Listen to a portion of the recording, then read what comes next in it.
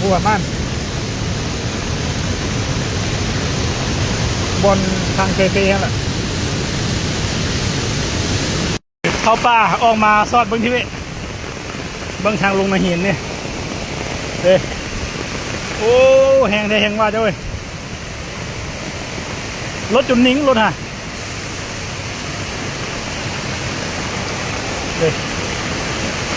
เดี๋ยวมีวีเดีโอเด้อผู้กับบ้านเด้อผู้กับบ้านเบิ้งหน้าหินเด้อน้ำแหง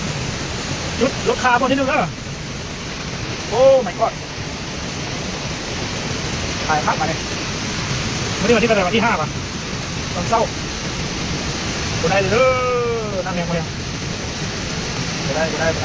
ทางแบบได้เลยเด้อรถการเองแบบได้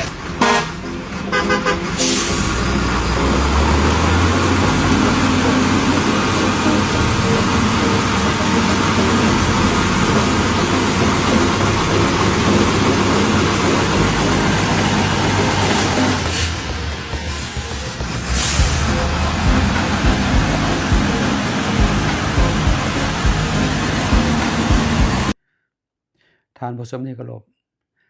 ภาพที่ท่านเห็นนี่คือสภาพเส้นทางเขตภูผามานเมืองกุดคำแขวงคำมวนถือว่ายานพาหนะนี่ต้องได้หยุดเพราะไปบ่ได้พี่น้องเพราะว่าปัจจุบันนี้ฝนตกลิ้นเฮ็ดให้น้ำเจาะเจือนให้น้ำท่วมเส้นทาง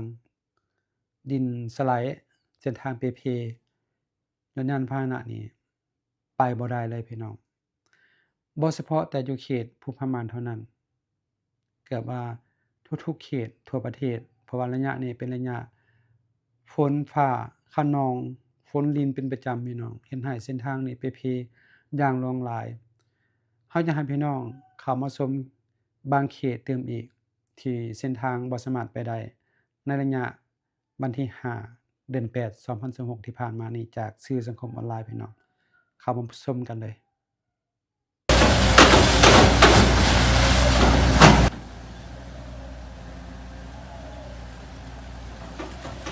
นี่คือสภาพเส้นทางอีกพี่น้อง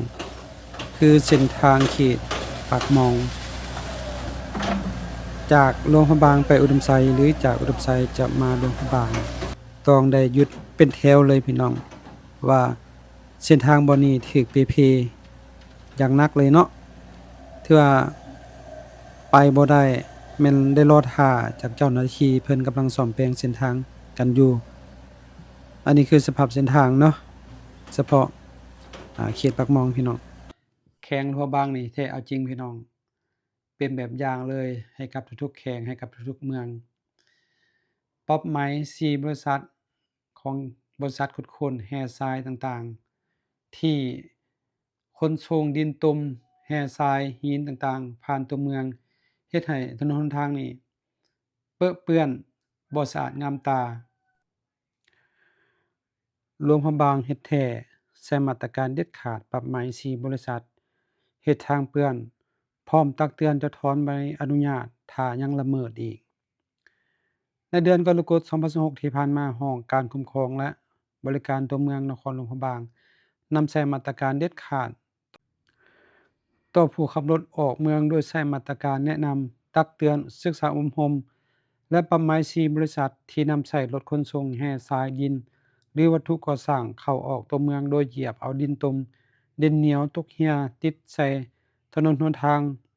ซึ่งละเมิดต่อข้อตกลงของท่านเจ้าแขวงฉบับเลขที่723ทับจข.หลวงพระบาง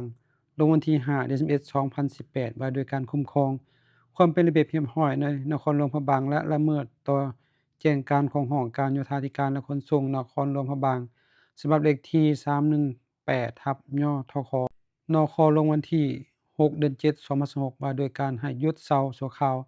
การจกดินถมดินขนส่งดินช่วงฤดูฝนแต่วันที่10กรกฎาคม2026หาวันที่10ตุลาคม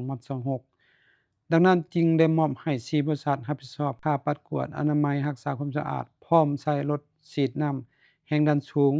ฉีดล้างให้สะอาดคืนคือเก่าเอาอีกแล้วพี่น้องมีโจร2คนนี่บ่ฮู้ว่ามาจากทางใดกันแท้มาปุ้นหันคำอยู่ในห้านโลตัส เมืองสังขงจังหวัดเชียงรายปูนคำไปทั้งหมด184 บาท หรือเท่ากับเงินสดนี่ประมาณ13 ล้านบาทพี่น้อง จากการสันนิษฐานต่างๆ บอกว่าโจร2 คนนี้มาจากประเทศลาว แต่บ่ทันจับตัวได้ นี่คือภาพที่โจรเข้ามาปล้นอยู่หาดคำในห้างโลตัสเมืองสังขงจังหวัดเชียงราย เบิ่งหน้าตาโจรนี่อาจจะบ่เห็นชัดเพราะว่าใส่หมวกแล้วก็ผ้าปิดปาก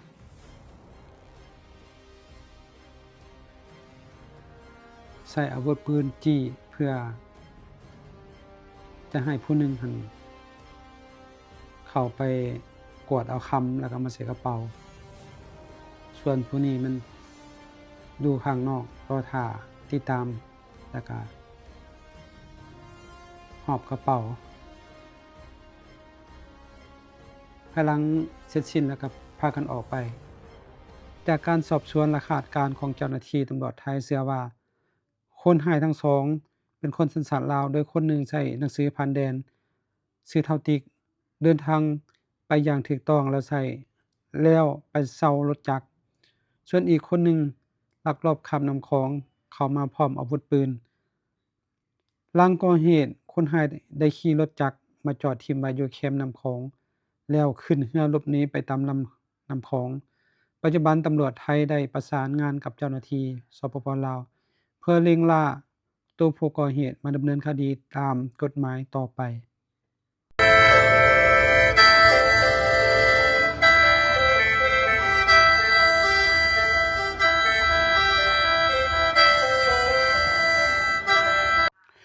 ท่านผู้ชมที่เคารพลาวเฮาเตรียมเผยแพร่เอกลักษณ์และวัฒนธรรมสู่เวทีระดับโลกนาวมงกุฎเพชร หาญชนะ ตัวแทนจากประเทศลาวได้เข้าร่วมการประกวด Miss World 2026 ที่จะจัดขึ้นในประเทศเวียดนาม ซึ่งในการประกวดครั้งนี้ตัวแทนจากหลายประเทศรวมทั้งประเทศลาวเฮาก็จะได้แสดงความสามารถทักษะต่างๆเข้าในการประกวดพร้อมทั้งเผยแพร่วัฒนธรรมพร้อมกันนี้ทางกอง Miss World ลง VTR หรือวิดีโอนำเสนอตัวแทนประเทศลาวก็ได้ออกมาแล้วโดยวิดีโอดังกล่าวได้เผยแพร่ถึงวัฒนธรรมลาวการนุ่งสิ้นผ้าไหมเบียงแพและเอกลักษณ์ของประเทศลาวตั้งแต่เหนือฮอดใต้พร้อมทั้งสื่อถึงกิริยาท่าทางรอยยิ้มของคนลาวอีกด้วย